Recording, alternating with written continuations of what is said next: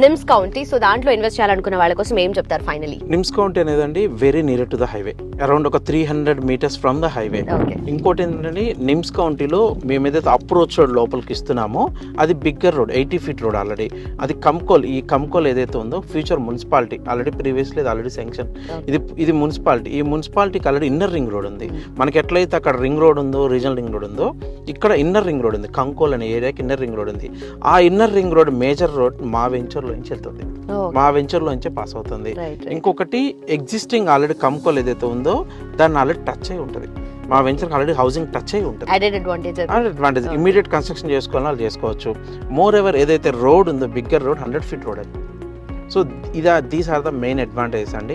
Highway నుంచి ఒక 300 meters, comparatively ఒక స్ట్రాంగ్ పాయింట్ అండి.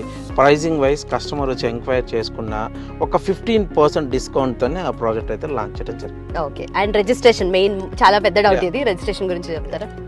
రిజిస్ట్రేషన్ అండి, ఈ 2 projectsలో మీరు రిజిస్ట్రేషన్ ఎక్కడ ఏ పెండింగ్స్ అయితే లేవండి. Customer on own choice. ఇప్పటివరకు అండి నేను కస్టమర్ జనరల్గా వీక్లీ వన్స్ ఒకసారి ఏ కంపెనీ అయినా రిజిస్ట్రేషన్ అనేది ప్లాన్ చేస్తాయి.